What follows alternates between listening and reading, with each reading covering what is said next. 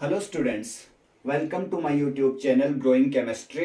आज हम बात करेंगे टर्म 2 के पहले चैप्टर्स की, दैट इज इलेक्ट्रोकेमिस्ट्री।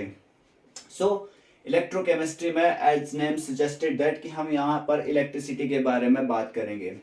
तो जो इलेक्ट्रोकेमिस्ट्री होती है that is it is the branch of chemistry that deals with the study of conversion of chemical energy into electrical energy, and second is conversion of electrical energy into chemical energy। तो हम जो पहली चीज पढ़ेंगे, हम chemical energy का conversion electrical energy में देखेंगे। फॉर एग्जांपल हमारे पास इन्वर्टर्स, जब कभी घरों में लाइट जाती है तो इन्वर्टर अपने आप इलेक्ट्रिसिटी प्रोवाइड करवाता है। तो जो केमिकल एनर्जी से इलेक्ट्रिकल एनर्जी का जो कन्वर्जन होता है उसमें स्पॉन्टेनियस टाइप की रिएक्शन होती है। अकॉर्डिंग टू थर्मोडायनेमिक्स हमारे पास दो तरह की रिएक्शंस होती है, एक स्पॉन्टेनियस टाइप की रिएक्शन और दूसरी नॉन स्पॉन्टेनियस टाइप की रिएक्शन। तो स्पॉन्टेनियस टाइप की रिएक्शन वो होती है जिन रिएक्शंस को होने के लिए किसी एक्सटर्नल वर्क की जरूरत नहीं होती है। सपोज दैट हमारे पास मिक्सचर ऑफ गैसेज है, हमारे पास मान के चलिए यहाँ पे नाइट्रोजन गैस है और यहाँ पर ऑक्सीजन गैस है। अगर हम बीच में से ये बैरियर हटा दे तो इन दोनों गैसेस को मिक्स होने के लिए कोई एक्सटर्नल वर्क करने की ज़रूरत नहीं है, ये अपने आप मिक्स हो जाती है। तो इस टाइप की रिएक्शंस हमारे पास स्पॉन्टेनियस रिएक्शंस होती है। अनदर नॉन स्पॉन्टेनियस टाइप की रिएक्शंस हमारे पास conversion of electrical energy into chemical energy वाले केस में होती है। इन रिएक्शंस को होने के लिए एक्सटर्नल वर्क की जरूरत होती है। तो हमारे पास जो पहली चीज है conversion of chemical energy into electrical energy, इसमें हम इलेक्ट्रोकेमिकल सेल के बारे में स्टडी करेंगे। और जो हमारे पास दूसरी टर्म है conversion of electrical energy into chemical energy, इसमें हम इलेक्ट्रिक करंट सप्लाई करते हैं टू गिव केमिकल एनर्जी। और इलेक्ट्रिक करंट सप्लाई करते हैं हम टू एक्सट्रैक्ट, हम क्या करते हैं एक्सट्रैक्ट करने को, जैसे मेटल्स है, एसिड्स है, बेस है, सॉल्ट्स है, एटसेट्रा। इन सब चीजों को हम एक्सट्रैक्ट करने के लिए इलेक्ट्रिसिटी सप्लाई करते हैं। तो मैंने पहले ही आपको बता दिया कि इसमें नॉन स्पॉन्टेनियस टाइप की रिएक्शंस होती है और इसका एग्जांपल हमारे पास आता है इलेक्ट्रोलाइटिक सेल्स। तो जो सबसे पहले हमने लेक्चर्स में पढ़ना है वो पढ़ना है हमने इलेक्ट्रोकेमिकल सेल। अब इलेक्ट्रोकेमिकल सेल में हम दो डिफरेंट टाइप्स के सॉल्यूशन ले लेंगे। हमने एक बीकर में सपोज दैट हमने 1 मोलर सॉल्यूशन लिया जिंक सल्फेट का, इन अनदर बीकर CuSO4 यानी कि कॉपर सल्फेट का सॉल्यूशन लिया है हमने। इसको हमने कनेक्ट कर दिया है सॉल्ट ब्रिज से और यहाँ पर हमने लगा दिया है वोल्ट मीटर। वोल्ट मीटर हमें करंट के बारे में बताता है। जहां पर हमने जिंक सल्फेट का सॉल्यूशन लिया है यहाँ पर हम जिंक इलेक्ट्रोड लगा देंगे और कॉपर सल्फेट के सॉल्यूशंस में हम कॉपर के इलेक्ट्रोड का यूज करेंगे। और जहां पर ये मीट करता है इसे हम कहते हैं इलेक्ट्रोड इलेक्ट्रोलाइट इंटरफेस।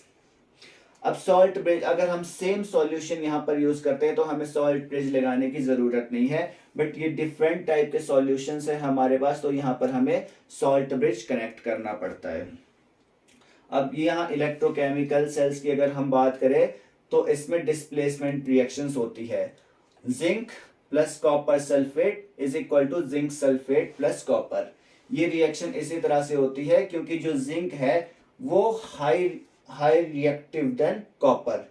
जिंक की रिएक्टिविटी कॉपर से ज्यादा होती है, इसलिए जिंक कॉपर सल्फेट के सॉल्यूशन में से कॉपर को डिस्प्लेस कर सकता है। हम इसको लिख सकते हैं, यहाँ पर अगर हम जिंक की ऑक्सीडेशन स्टेट देखें तो जिंक सॉलिड फॉर्म में है हमारे पास, इसकी ऑक्सीडेशन स्टेट हमारे पास 0 है। प्लस अगर हम कॉपर की बात करें तो कॉपर डाई पॉजिटिव फॉर्म में है, गिव राइज टू हमारे पास जिंक सल्फेट का सॉल्यूशन बन जाता है तो जिंक डाई पॉजिटिव, यानी कि जिंक 2 इलेक्ट्रॉन्स को छोड़ता है और इसके छोड़े हुए 2 इलेक्ट्रॉन्स को कॉपर एक्सेप्ट कर लेता है और ये सॉलिड फॉर्म में हमारे पास आ जाता है।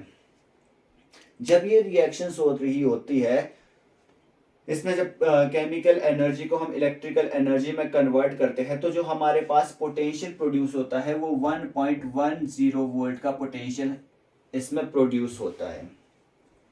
तो हम जब पढ़ते हैं केमिकल एनर्जी जब ट्रांसफर होती है इलेक्ट्रिकल एनर्जी में, तो यहाँ से जो पोटेंशियल, इस सेल से जो पोटेंशियल प्रोड्यूस होता है वो 1.10 वोल्ट का पोटेंशियल हमारे पास प्रोड्यूस होता है।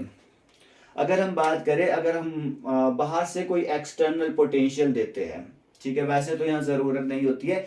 If external potential is less than 1.10 volt, मतलब इस सेल पर हम कोई एक्सटर्नल पोटेंशियल लगाते हैं लेकिन वो पोटेंशियल 1.10 वोल्ट से कम है, तो इस केस में हमारे पास जो इलेक्ट्रॉन है वो जिंक से कॉपर की तरफ ट्रांसफर होते हैं और जो करंट का फ्लो है वो अपोजिट होता है, यानी कि कॉपर से जिंक की तरफ करंट फ्लो होता है। आप फिजिक्स में भी पढ़ चुके होंगे, मैग्नेटिक फील्ड लाइंस जिस डायरेक्शन में जाती है करंट उसके अपोजिट डायरेक्शन में फ्लो करता है।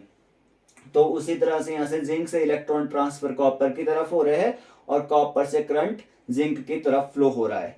If external potential is equal to 1.10 volt, अगर आप बाहर से इस सेल का अपना पोटेंशियल 1.10 वोल्ट है, अगर आप बाहर से पोटेंशियल 1.10 वोल्ट का लगाते हैं तो दोनों पोटेंशियल आपस में कैंसिल आउट हो जाते हैं, जिसकी वजह से रिएक्शन स्टॉप हो जाती है।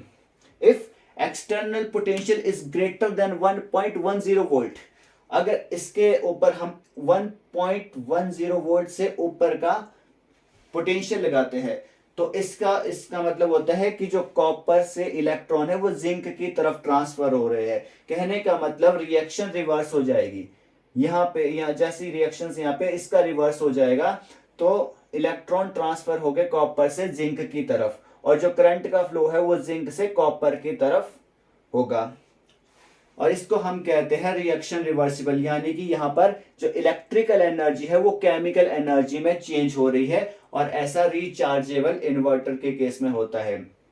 जब कभी लाइट जाती है तो उस वक्त क्या होता है, जिंक से इलेक्ट्रॉन ट्रांसफर होते हैं कॉपर की तरफ और कॉपर से जिंक की तरफ करंट फ्लो होता है, जिसकी वजह से बल्ब ग्लो करता है और जब लाइट आ जाती है तो हमारा जो एक्सटर्नल पोटेंशियल है वो बढ़ जाता है और जिसकी वजह से जो हमारा कॉपर से इलेक्ट्रॉन है वो जिंक की तरफ ट्रांसफर होते हैं और अब करंट जिंक से कॉपर की तरफ जाएंगे और मतलब वो रिचार्ज होना शुरू हो जाएगा।